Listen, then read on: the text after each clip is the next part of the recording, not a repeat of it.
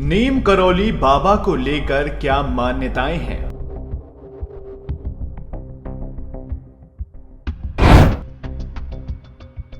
भक्त सुनाते हैं कौन कौन से चमत्कार की कहानी।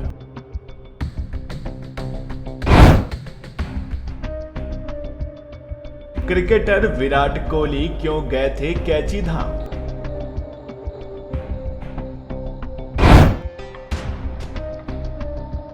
क्या बाबा के आशीर्वाद से बदला मार्क जकरबर्ग का भाग्य?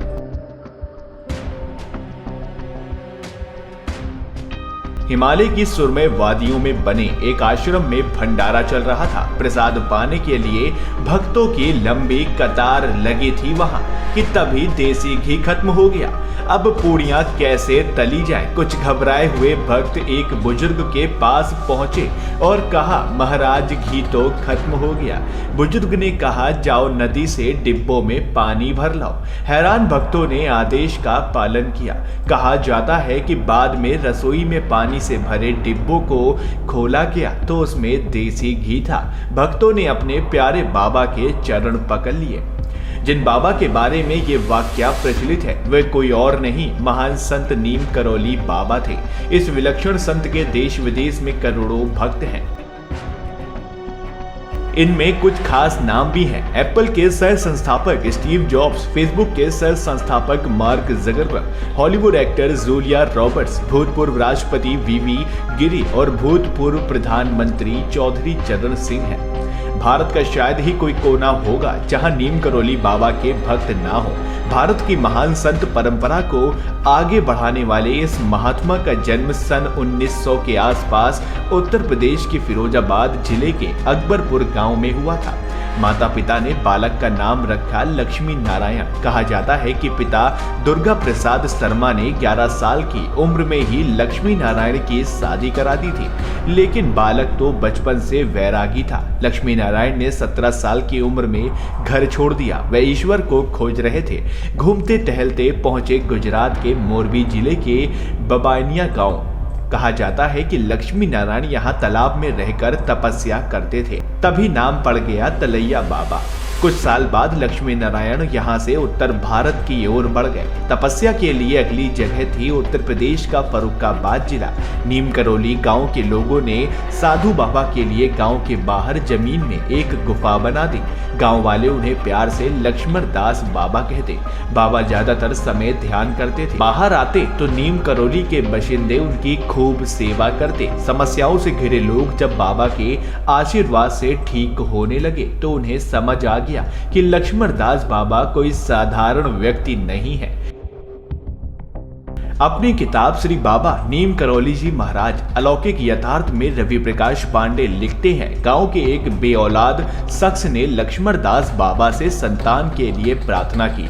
बाबा ने कहा, कुआं बनवा दे, संतान हो जाएगी। उस शख्स ने गांव में एक कुआं बनवा दिया, लेकिन उसका पानी तो खारा था।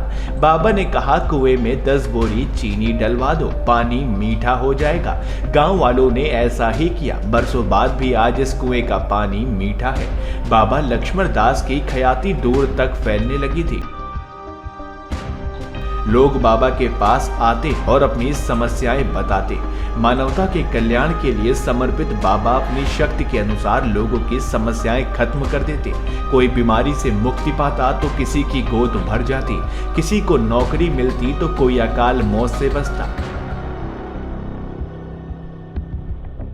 अपनी किताब योगी चरितमृत नीम करौली के बाबा में डॉक्टर राजेश अग्रवाल और एक और चमत्कार के बारे में लिखते हैं। अंग्रेजी शासन में एक दिन कंबल लपेटे एक साधु ट्रेन के फर्स्ट क्लास कोच में सवार हो गए। टिकट चेकर ने बाबा को नीचे उतार दिया। बाबा प्लेटफॉर्म पर बैठ गए। सिग्नल हुआ, लेकिन ड्राइवर के लाखों प्रयास के बावजूद गाड़ी आगे नहीं बढ़ी। 2 घंटे गुजर गए। तभी अचानक एक शख्स ने बाबा से मजाकिया लहजे में कहा, बाबा मंतर वंतर फूकिए, गाड़ी बढ़वा दीजिए। जवाब में बाबा ने कहा, हमें तो गाड़ी से उतार दिया, हमारे पास टिकट भी था। लोग टिकट चेकर पर नाराज हुए और बाबा को कोच में बैठा लिया।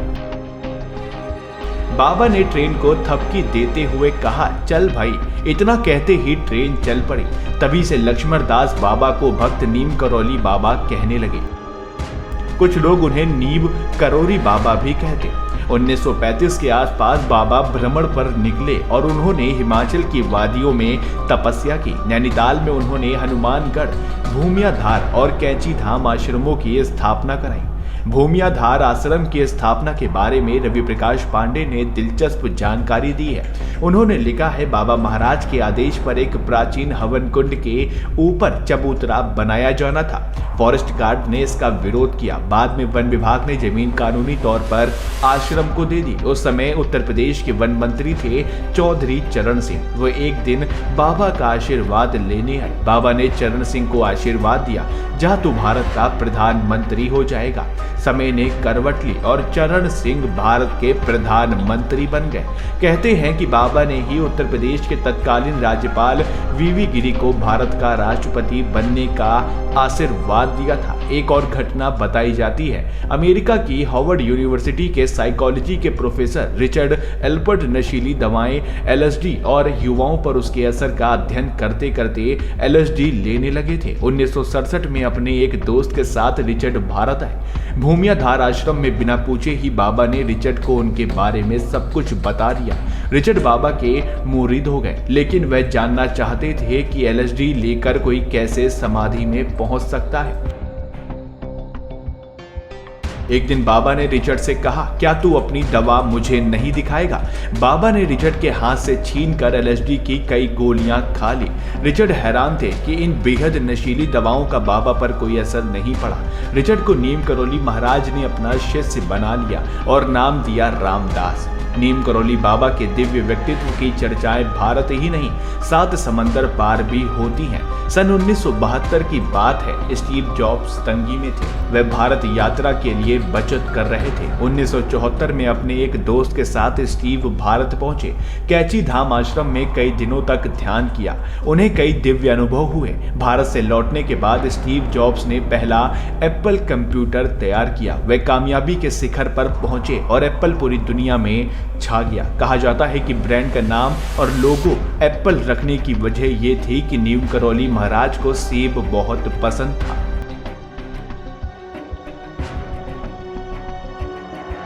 इस लिस्ट में जॉब्स अकेले नहीं है। सोशल मीडिया साइट फेसबुक के सह संस्थापक मार्क ज़करबर्ग फेसबुक के घाटे से परेशान थे। स्टीव जॉब्स ने 2006 में मार्क को नीम करोली बाबा के आश्रम जाने की सलाह दी। मार्क 2008 में भारत आकर कैंची धाम में रहे। इसके बाद उन्होंने कामयाबी की उन सीढ़ियों पर कदम रखे जहां पहुंचने के सिर्फ सपने देखे जा सकते हैं।